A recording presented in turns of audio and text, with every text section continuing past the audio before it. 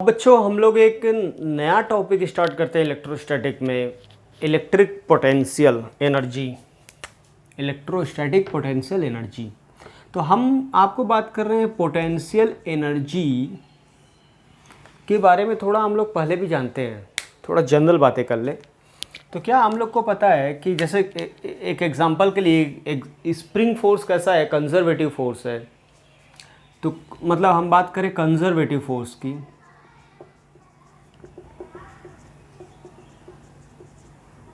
Conservative force जैसे gravitational force,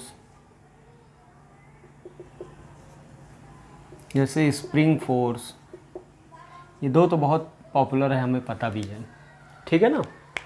हम लोग जानते हैं work done by conservative force, कुछ बातें हमें पता होता है। जैसे मान लो इस ग्रेविटेशनल फील्ड किधर होता है, नीचे की तरफ होता है जी। अगर एक पार्टिकल को यहाँ से छोड़ दें तो पक्का है कि वो नीचे की तरफ आएगा, उस पर फोर्स mg नीचे की तरफ लगेगा। इधर पोटेंशियल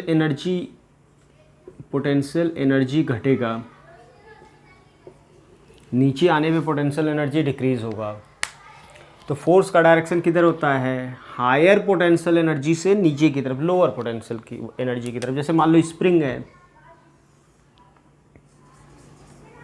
आप बताओ ये मीन पोजीशन पे है, यहाँ पे पोटेंशियल एनर्जी स्प्रिंग का बोला जाता है 0। और अगर मैं इसको चाहे इलोंगेट कर दूं, चाहे तो मैं कॉम्प्रेस कर दूं इसको,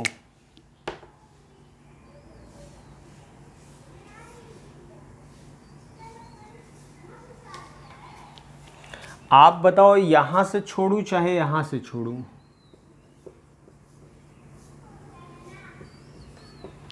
दोनों जगह से कहीं से भी मैं छोड़ दूं, क्या होगा, ये अंदर की तरफ आएगा और ये इधर की तरफ जाएगा। तो ब्लॉक सिस्टम पे फोर्स देखो, इलोंगेटेड है तो स्प्रिंग फोर्स अंदर की तरफ लगाएगा। इस केस में ये कॉम्प्रेस्ड है तो स्प्रिंग फोर्स बाहर की तरफ लगाएगा।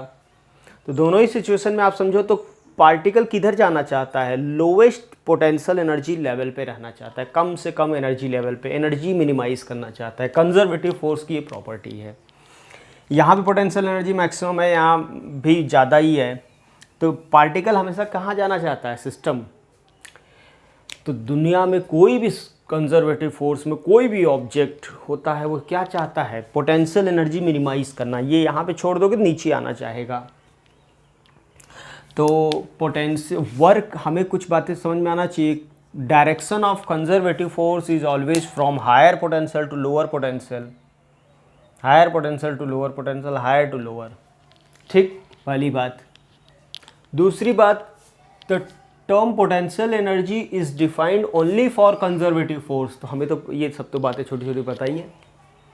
और कंजर्वेटिव फोर्स जो होता है उस work done by conservative force, बहुत छोटी छोटी बातें हम पूछ रहे हैं आपसे। ये कितना आया होता है, u initial minus u final, u initial minus u final, या फिर initial to final f dot d r. Initial position to final position f dot d are.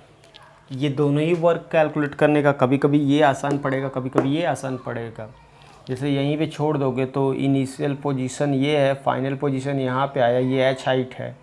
तो इनिशियल का पोटेंशियल एनर्जी mgh, फाइनल का 0 हो गया। इसके लिए हम लोगों ने रेफरेंस भी माना है कि ग्राउंड पे हम 0 पोटेंशियल एनर्जी बोलेंगे, तब पोटेंशियल एनर्जी यहाँ पे आप mgh लिख पाओगे। ये छोटे छोटे, ये बहुत छोटी बात है जो कि हम लोग यूज करते हैं। इस फॉर्मूले को जनरली यूज कंजर्वेटिव में क्यों करते हैं, तो वो आपको मैं एक एग्जांपल से समझाता हूँ। देखिएगा, सोचिएगा ज़रा। एक स्प्रिंग ये है,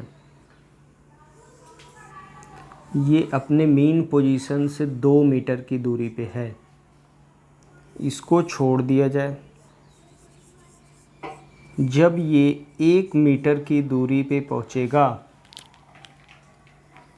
उस समय मुझे बताइए कि work done by conservative force क्या होगा। यहाँ से यहाँ तक ए position initial to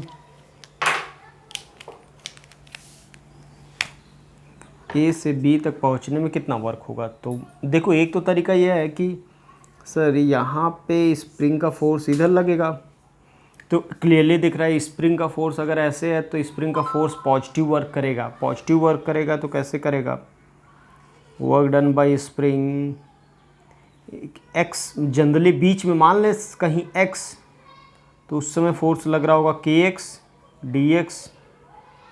initial position कितना होगा यहाँ से यहाँ तक, तो x की वैल्यू देखो तो 2 से लेके 1 तक, ठीक है। तो डिस्प्लेसमेंट जिधर हो रहा है उसी डायरेक्शन में, तो नेगेटिव साइन की तरफ ये भी मान लें। तो यहाँ से इंटीग्रेट, अब बड़ा ख़तरनाक सोचना पड़ जाएगा ऐसे में, और आंसर आ जाएगा मान लो आपका आ गया 3k/2। लेकिन मैं आपको बोलूँ कि हम अगर इस फॉर्मूले से वर्क लिखना चाहें तो कितना आसानी से आ जाएगा। देखो, क्योंकि conservative force, initial potential energy कितना है, हाफ के इंटू 2 का स्क्वायर, माइनस फाइनल कितना बचा, हाफ के इंटू 1 का स्क्वायर, 3k/2। एक लाइन में बिना सोचे आंसर आपने लिख लिया। यहाँ पे बहुत सारे कन्फ्यूजन के साथ आपने बताया कि ये वर्क आएगा। तो ये फॉर्मूले का यूज़ मैं बता रहा था आपको कि ये बहुत आसान कर देता है क्वेश्चन को सॉल्व करना। इससे थोड़ा सा दिक्कत होता है सॉल्व करने में, तो जनरली हम इसी फॉर्मूले का यूज किया करेंगे। ये तो जनरल बात रही। हम लोग ये दोनों फॉर्मूला बहुत ही महत्वपूर्ण है, बार बार मैं बोल रहा हूँ। अच्छा, और कोई फॉर्मूला पढ़ा है तो हाँ बिल्कुल फॉर्मूला पढ़े हैं हम लोग एक और पढ़े हैं। Conservative force is equal to होता है minus del u by del x i minus del u by del y j minus del u by del z के। पोटेंशियल एनर्जी और कंजर्वेटिव फोर्स का डायरेक्शन के लिए ये पढ़ा है। 2 प्रकार के फॉर्मूले तो हम लोगों ने पढ़ा है सर। फोर्स कैलकुलेट करने का ये तरीका पढ़ा है, और साथ में फोर्स दिया हो तो वर्क कैलकुलेट करने का। 2 बातें हम लोगों ने पढ़ रखा है। कैसे ये फॉर्मूला पढ़ा है तो इसको हम समझा देते हैं। भाई वाई हाइट पे कोई ऑब्जेक्ट, एक एग्जांपल के लिए एग्जांपल देख लो। वाई हाइट पे कोई पार्टिकल है, इसका पोटेंशियल एनर्जी कितना होगा, यानी U इक्वल टू कितना होगा mg/y, ठीक है। अब मुझे फोर्स पता करना है कि इस पर फोर्स कितना लग रहा है, तो फोर्स निकालो। फोर्स होता है minus del u by del x i minus del u by del y j minus del u by del z के। अच्छा, del u by del x कितना होगा, एक्स के रेस्पेक्ट डेरिवेटिव 0 होगा क्योंकि एक्स है ही नहीं है, 0। वाई के रेस्पेक्ट में इसका डेरिवेटिव 1 माइनस एम जी जे, जेड के रेस्पेक्ट 0, तो यही आ गया बिल्कुल सही जवाब, क्योंकि माइनस एम जी नेगेटिव जे डायरेक्शन में होता ही है। तो कंजर्वेटिव फोर्स निकालने का देखो बहुत आसान सा तरीका पता चल गया। स्प्रिंग फोर्स में भी हाफ के एक्स स्क्वायर को डिफ्रेंशिएट करो, माइनस के एक्स आ गया। माइनस के एक्स का मतलब एक्स के अपोजिट, तो होता ही है। तो हम लोग कंजर्वेटिव फोर्स के बारे में बहुत पहले से जो पढ़े थे उसकी जानकारी में दे रहा था। जो पढ़े थे कि भाई 2 फॉर्मूले बहुत ही महत्वपूर्ण फॉर्मूले पढ़े हैं कि work done by spring conservative force क्या होता है, you initial minus U final. और अगर पोटेंशियल एनर्जी दिया है तो हम लोग क्या निकाल सकते हैं, कंजर्वेटिव फोर्स निकाल सकते हैं। और अगर कंजर्वेटिव फोर्स दिया है तो हम लोग वर्क निकाल सकते हैं। ये छोटी छोटी बातें जो हमें पता है।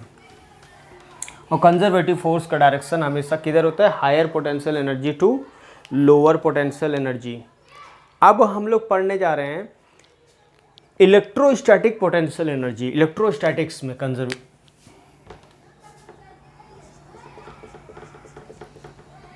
इलेक्ट्रोस्टैटिक पोटेंशियल एनर्जी, क्योंकि इलेक्ट्रोस्टैटिक फोर्स वो भी कंजर्वेटिव होता है। इलेक्ट्रोस्टैटिक फोर्स कैसा होता है? कंजर्वेटिव। तो इसको भी कुछ मैं बोलूँगा कि आप बच्चों जो जितना पढ़ा है कंजर्वेटिव फोर्स के मामले में, वो सारी बात यहाँ पे भी यूज कर लो। कोई नया नहीं है, ये भी एक कंजर्वेटिव फोर्स का एक मेंबर है, समझो तो। ठीक है, तो electrostatic force, electrostatic potential energy, electrostatic potential energy को कई बार हम लोग बोलते हैं interaction potential energy. Electrostatic potential energy can also be termed as interaction potential energy. ठीक है, इंटरैक्शन मतलब एक पॉइंट चार्ज यहाँ रख दिया जाए कि यहाँ, तो इसके बीच इलेक्ट्रोस्टैटिक इंटरैक्शन जो होता है, म्यूचुअल अट्रैक्शन रिपल्सन होता है ना चार्जेस के बीच, तो उसी को इंटरैक्शन बोल दिया गया है। जो अट्रैक्शन रिपल्सन होता है उसी को इंटरैक्शन बोल दिया गया। तो इंटरैक्शन पोटेंशियल, इंटरैक्शन होने की वजह से जो पोटेंशियल एनर्जी होती है उसको बोलते हैं इंटरैक्शन एनर्जी। ठीक है, तो इंटरैक्शन पोटेंशियल एनर्जी हम लोग अभी आप जो पढ़ने चल रहे हैं, एक एक करके धीरे धीरे पोटेंशियल एनर्जी को समझेंगे। देखो इलेक्ट्रोस्टैटिक्स में अब खुद मैं पूछूं कुछ points. Point number 1, electrostatic interaction potential energy भी कई बार कहते हैं ना। पॉइंट नंबर 1, रेफरेंस पॉइंट क्या होगा? रेफरेंस पॉइंट मतलब जीरो पोटेंशियल एनर्जी। कहाँ पे जीरो पोटेंशियल एनर्जी होगा? तो आप खुद इमेजिन करके बताओ कब पोटेंशियल एनर्जी जीरो होगा। मतलब कब पोटेंशियल एनर्जी जीरो होगा? जब चार्ज का, एक चार्ज का दूसरे चार्ज पे कोई इंटरेक्शन ना हो। इंटरेक्शन मतलब इफेक्ट। आप खुद बताओ किस सिचुएशन में होगा। मैं पूछ रहा हूँ, एक पॉजिटिव चार्ज रख दिया जाए, एक नेगेटिव चार्ज रख दिया जाए पहले पार्ट में। बी पार्ट में पूछूं, सेपरेशन आर है, पॉजिटिव चार्ज है, पॉजिटिव चार्ज है, सेपरेशन आर है। सी पार्ट नेगेटिव चार्ज है, नेगेटिव चार्ज है, सेपरेशन आर। डी पार्ट है NO2। किस केस में मुझे जीरो पोटेंशियल बोलना चाहिए? किस केस में इंटरेक्शन नहीं है? किस केस में ABCD 4 पार्ट दिए गए, किस पार्ट में पोटेंशियल एनर्जी जीरो होगा? मतलब कोई इंटरेक्शन नहीं है, एक चार्ज का दूसरे पे कोई प्रभाव नहीं है। तो भाई सबका आंसर समझ में आ ही रहा होगा कि ये नहीं होगा, क्योंकि इसमें तो अट्रैक्शन है ही, ये दिख रहा है। इसमें रिपल्सन है तो ये भी नहीं होगा, इसमें भी रिपल्सन है, इंटरेक्शन तो वही है ना, नहीं है। तो यही होगा आंसर। और वो कैसे होगा सबको समझ में भी आ गया था, मुझे लग रहा है कि सर एक चार्ज यहाँ पे रख दिया जाए, एक चार्ज यहाँ पे रख दिया जाए और सेपरेशन बहुत ज़्यादा कर दिया जाए, तो इस पे, इसकी वजह से इस पे फोर्स लगने वाला जो होगा K Q1 Q2 by R square, ये टेंडिंग टू जीरो हो जाएगा। बहुत बड़ा अगर R हो जाए तो ये सेपरेट इंटरेक्शन क्या हो जाएगा? जीरो, कोई इफेक्ट नहीं, कहीं भी रख दो कोई प्रभाव नहीं। ठीक है ना? तो हम लोग याद रखेंगे कि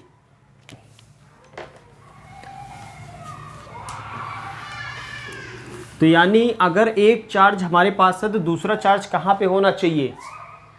एक चार्ज मेरे पास है तो दूसरा चार्ज कहाँ पे होना चाहिए कि उसके पास कोई इंटरेक्शन ना हो? तो जीरो पोटेंशियल एनर्जी इनफाइनाइट दूरी पे अगर हो, जीरो पोटेंशियल एनर्जी कहाँ पे होता है? इन्फिनिटी पे, एट इन्फिनिटी। तो याद रखेंगे, ये बहुत महत्वपूर्ण पॉइंट है कि हमेशा जीरो पोटेंशियल कहाँ पे बोला जाएगा? जब चार्ज इनफाइनाइट दूरी पे रखा है, अनंत दूरी पे कोई चार्ज हो तो उसका पोटेंशियल एनर्जी कितना होगा? जीरो। इस बात को मान के, क्योंकि हमें पता होता है कि हम लोग पोटेंशियल एनर्जी के लिए एक रेफरेंस मानने की ज़रूरत पड़ती है।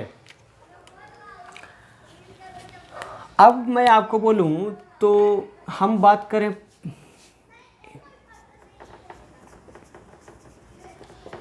Interaction potential energy of 2 point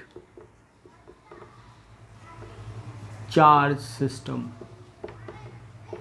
हम 2 पॉइंट चार्ज सिस्टम का इंटरैक्शन पोटेंशियल एनर्जी लिखने की बात करने जा रहे हैं। 2 point charge interaction potential energy of 2 point charge system. 2 point charge हो तो उनके बीच का पोटेंशियल एनर्जी क्या होगा, इसकी बात करने चल रहे हैं चर्चा। सबसे इस चर्चा को आगे बढ़ाने से पहले पोटेंशियल एनर्जी को डिफाइन कर लिया जाए। What is potential energy? तो मैं बोलूँ कि पोटेंशियल एनर्जी क्या होता है। तो आप लोग पोटेंशियल एनर्जी डिफाइन करते हो कि किसी भी सिस्टम को बनाने में जो एक्सटर्नल एजेंट वर्क करता है उसी को पोटेंशियल एनर्जी कहते हैं। तो पोटेंशियल एनर्जी को डिफाइन किया जा सकता है, it is the work done by external agent, या फिर it is the work done in assembling a system of charge, या फिर हम कह सकते हैं it is the work done by external agent in assembling the system of charge. System of charge बनाने में जो एक्सटर्नल एजेंट वर्क करता है उसी को कहते हैं पोटेंशियल एनर्जी। ठीक है ना, सिस्टम का। तो ध्यान समझो, जैसे मान लो मैं आपको बोलूँ कि एक यहाँ पे चार्ज बच्चों फिक्स्ड है, ये फिक्स्ड चार्ज है Q0, Q1 बोल दो, ठीक है। यहाँ से कुछ अनंत दूरी पे अगर दूसरा चार्ज कहाँ पे हो, यहाँ से अनंत दूरी पे एक चार्ज है Q2, सेपरेशन कितना है, बहुत लार्ज, एट इन्फिनिटी पे रखा गया है, ठीक है ना। यहाँ से एक एक्सटर्नल एजेंट अगर इसको धीरे धीरे फोर्स लगाते हुए इधर लेके चले, तो आप बताओ यहाँ पे ये लेके चलने की प्रक्रिया जो है, आप बताओ लेके आना है इसको। अब ये धीरे धीरे ये फिक्स्ड है, इसको यहाँ तक लाने में जो ये एक्सटर्नल एजेंट वर्क करेगा, आपको समझ में आ रहा है कि एक्सटर्नल एजेंट जिस डायरेक्शन में ले चल रहा है उसी डायरेक्शन में डिस्प्लेसमेंट हो रहा है, तो पॉजिटिव वर्क करेगा। क्लियरली सबको दिख रहा है। एक्सटर्नल एजेंट अभी तो इन्फिनिटी पे है तो कोई इंट्रैक्शन नहीं, लेकिन जब बीच में कहीं आएगा तो इसका प्रभाव आने लगेगा, तो इसके अगेंस्ट वर्क करेगा, हाँ वर्क करेगा। तो अगेंस्ट वर्क करेगा तो इसके अगेंस्ट जितना वर्क करेगा उसी को हम क्या कहेंगे। अब धीरे धीरे आप बताओ, जब ये पहुँचेगा एक्सटर्नल एजेंट Q1 यहीं पे है, जब ये धीरे धीरे यहाँ पे पहुँच गया,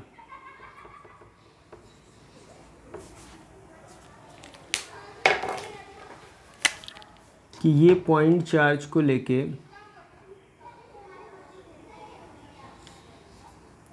एफ एक्सटर्नल इधर फोर्स लगा रहा होगा, तो आप बताओ ग्रेविटेशनल फोर्स, इलेक्ट्रोस्टैटिक फोर्स किधर लगेगा, इधर लगेगा।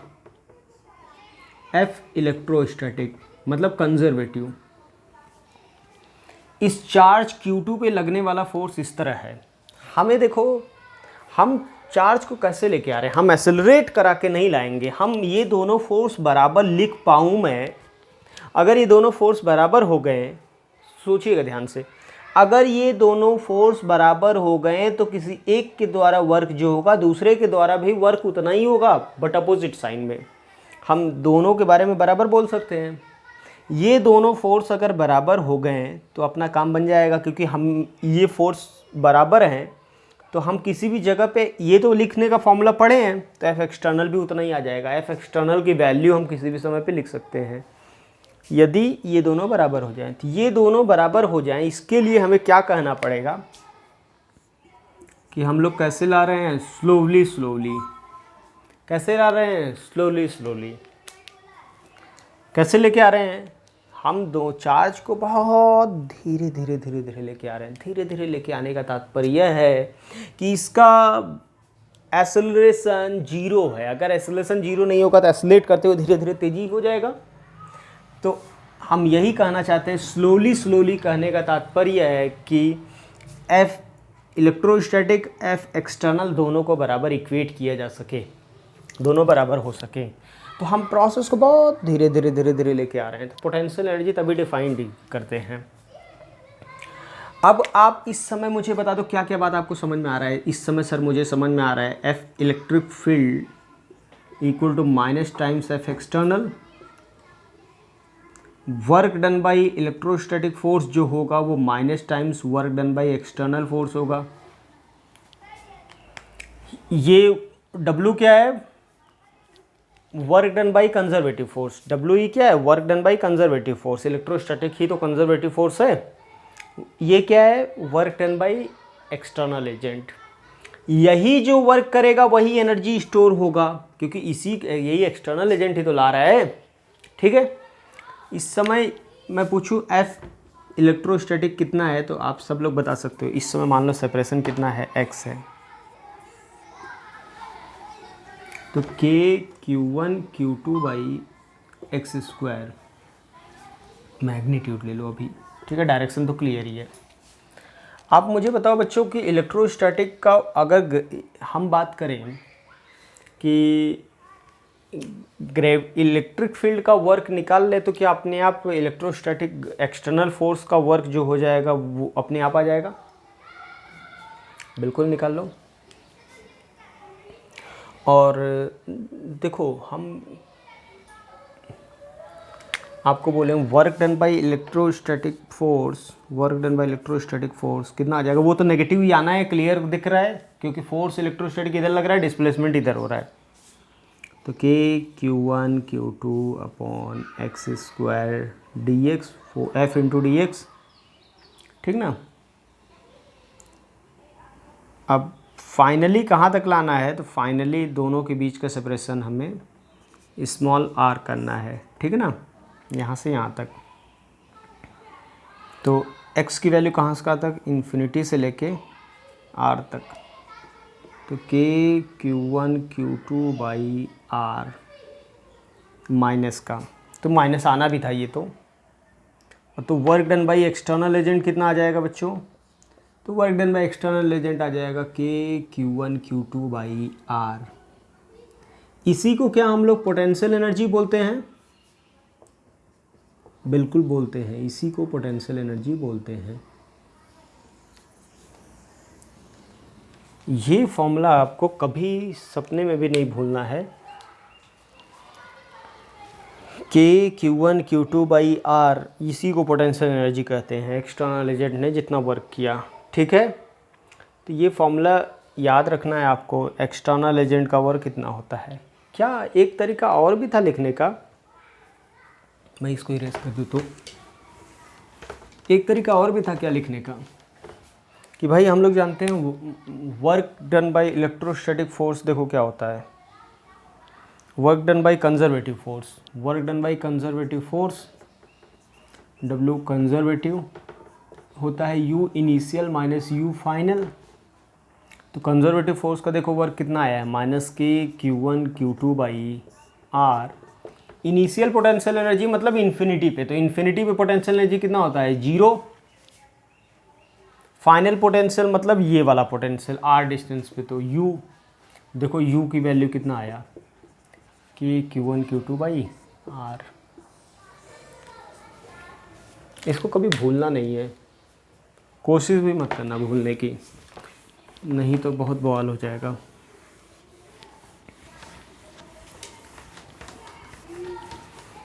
देखो बच्चों, ये फॉर्मूला हम लोग को समझ में आ गया कि 2 पॉइंट चार्ज हैं तो पोटेंशियल एनर्जी क्या है। देखो कैसे याद रखना, याद रखने वाली बातें कि अब याद रखो कि 2 चार्जेस के बीच का सेपरेशन अगर R हो, एक Q1 है एक Q2 है, तो potential energy U equal to Q1 Q2 by R।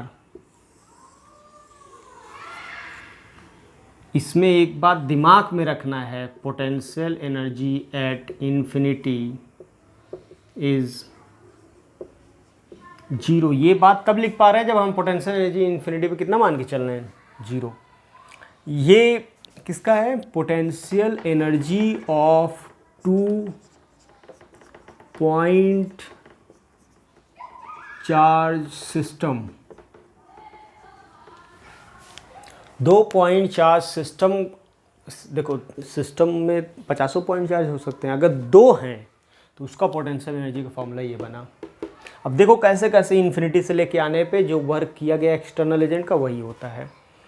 Potential energy मतलब work done by external agent. Potential energy मतलब क्या होता है? Work done by external agent. देखो कई बार क्वेश्चन में बोला जाता है कि सिस्टम को बनाने, हमें कैसे पता चलेगा कि work done by external agent पूछ रहा है? अगर क्वेश्चन में कभी भी आपसे पूछ लिया find the work done in assembling a system of charge, ऐसा कभी बोल दिया जाए find work done in assembling a system of charge, तो अगर ना बोले find work done by external agent, केवल इतना बोलते find work done in assembling a system of charge, तो सिस्टम ऑफ चार्ज असेंबल कौन कर रहा है? एक्सटर्नल एजेंट ना, तो एक्सटर्नल एजेंट का ही वर्क पूछना चाहता है, वो इसका मतलब है। ये छोटी छोटी बातें रही हम लोग का पोटेंशियल एनर्जी का बहुत बेसिक क्वेश्चन जो होता है वो समझ में आ गया। अब इस पे बेस्ड हम लोग कैसे क्वेश्चन करेंगे 2 पॉइंट चार्ज सिस्टम पे, तो हमें पोटेंशियल एनर्जी का कॉन्सेप्ट समझ में आ गया। एक छोटा सा क्वेश्चन करके दिखा देते हैं। जैसे मान लो आप पोटेंशियल एनर्जी का एप्लीकेशन क्या है, मान लो एक प्रश्न हम आपको कर दे रहे हैं।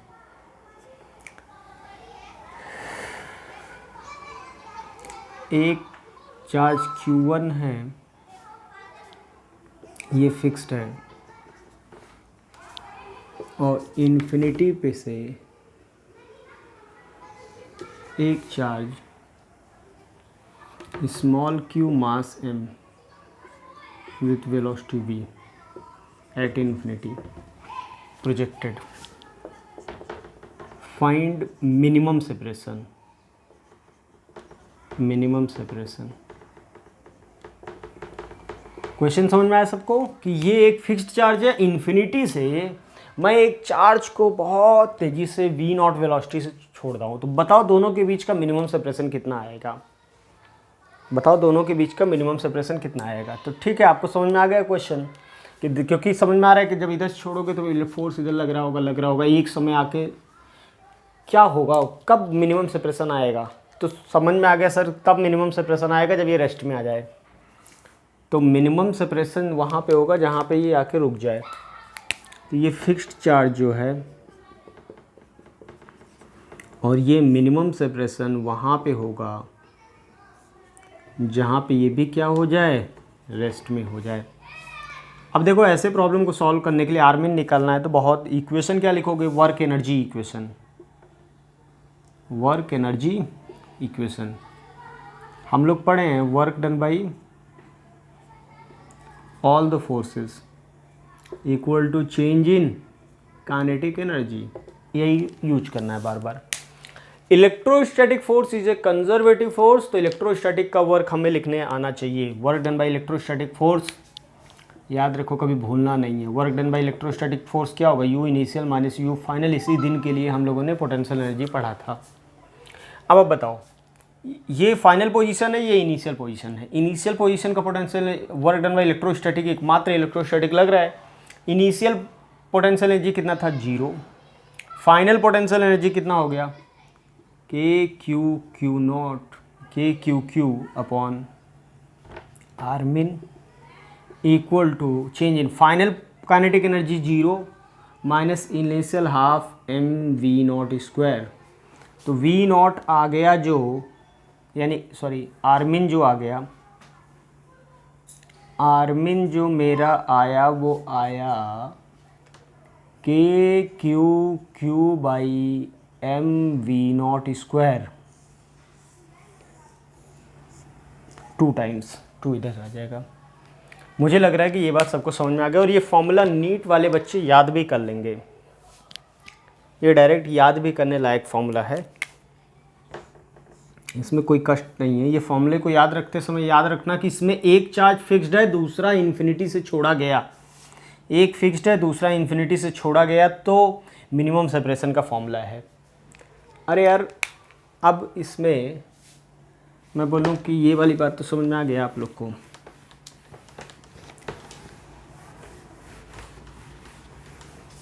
अब फर्जी बातें हैं कि एक न्यूक्लियस है Zd जिस पे चार्ज होता है प्लस का, यहाँ से एक इलेक्ट्रॉन छोड़ा जाए, एक प्रोटॉन छोड़ा जाए, बताओ मिनिमम सेपरेशन कितना होगा। जब फर्जी क्वेश्चन है ये, आप करेंगे घर पे। मैं कहूँ कि अगर दो चार्जेस के बीच का सेपरेशन d है, ठीक है, एक का मास 2m है, चार्ज q है, इसका मास m है, चार्ज 2q है, इन दोनों को छोड़ दिया गया, तो मुझे दोनों का वेलोसिटी तब बताओ जब दोनों के बीच का सेपरेशन 4d हो जाता है। इसका वेलोसिटी v1, इसका वेलोसिटी v2। v1 v2 बताओ मुझे जब दोनों के बीच का सेपरेशन 4d हो जाता है। क्वेश्चन ये है, फाइंड v1 एंड v2। अगर यहाँ पे मैं छोड़ दूँ, रिलीज्ड का मतलब रेस्ट में है, तो तब मुझे वेलोसिटी बताओ दोनों को। छोड़ दोगे तो तुम्हें समझ में आ रहा होगा, चार्ज इंटरेक्शन दूर जाएंगे दोनों, तो सेपरेशन 4d जब हो गया उस समय मुझे दोनों का वेलोसिटी बताओ। तो एक बार बताओ मुझे, जो आप सभी बच्चों को समझ में आ रहा होगा, इसके द्वारा लगने वाला फोर्स इधर है, इसके द्वारा लगने वाला फोर्स इधर है, क्या ये दोनों बराबर होंगे? बिल्कुल बराबर होंगे। इलेक्ट्रोस्टैटिक में इसीलिए बेसिक कॉन्सेप्ट बोला था कि समझना। एफ नेट क्या जीरो है सिस्टम पे? बिल्कुल जीरो है। एफ नेट जीरो होने का मतलब क्या? लीनियर मोमेंटम कंजर्व है। बिल्कुल कंजर्व है। तो लीनियर मोमेंटम कंजर्व करने का कॉन्सेप्ट यूज किया। इनिशियल लीनियर मोमेंटम कितना है? जीरो। इसका मोमेंटम जीरो, इसका जीरो, तो इनिशियल जीरो। फाइनल कितना हो गया? इसका हो गया 2mv2, इसका इस डायरेक्शन में माइनस mv1 बराबर zero, v1 equal to 2v2। पहला इक्वेशन तो मिल गया। दूसरा इक्वेशन वर्क एनर्जी से निकालो। वर्क एनर्जी यूज करो दूसरे इक्वेशन के लिए। पहला इक्वेशन तो लीनियर मोमेंटम से आया, दूसरा वर्क एनर्जी। तो work done by all the forces equal to change in kinetic energy. तो वर्क करने वाला एकमात्र इलेक्ट्रोस्टैटिक फोर्स है। तो यहाँ से यहाँ तक इलेक्ट्रोस्टैटिक फोर्स का वर्क कितना होगा? यहाँ से यहाँ तक। तो इलेक्ट्रोस्टैटिक फोर्स का वर्क, ये जो टॉपिक चल रहा है, नीट वाले बच्चे बहुत ध्यान से देखें, क्योंकि नीट में बहुत पूछा जाता है ये सब। नीट में पॉइंट चार्ज, नीट और मेंस के लिए, दोनों के लिए पॉइंट चार्ज का एप्लीकेशन बहुत ज़्यादा है पोटेंशियल में। इनफैक्ट पॉइंट चार्ज की वजह से ही बस है ही है पोटेंशियल। तो ये आ गया। तो मैं बोलूँ यहाँ पे वर्क एनर्जी इक्वेशन, तो एकमात्र फोर्स है वर्क करने वाला, work done by electrostatic equal to change in kinetic energy. Change in kinetic energy. तो इलेक्ट्रोस्टैटिक का वर्क होता है U initial minus U final equal to final kinetic energy half 2mv2 square plus half mv1 square. Initial potential energy कितना है? तो initial potential energy है k2kq square upon d minus 2kq square upon 4d is equal to v2 को, v1 को लिख सकते हैं 2v2। ये देखो तो लिखा है v2 स्क्वायर प्लस ये 4 हो जाएगा, 2 से डिवाइड करोगे तो 2mv2 स्क्वायर। तो ये ध्यान से देखो तो ये वैल्यू कितना बचा है? तो ये आ जाएगा 1/2, 2 माइनस 1/2 3/2। तो ये सॉल्व किया जाए तो मुझे लग रहा है इधर वाला पार्ट आप देख लिए होंगे। तो 3/2 kq square by d is equal to 3mv2 square. 3 से 3 कैंसिल, तो v2 इक्वल टू आ गया under root of kq square by 2md। v1 की वैल्यू हो गया 2v2। सॉल्व कर लिया। ठीक है, ऐसे क्वेश्चन आप लोग कीजिएगा अपने से।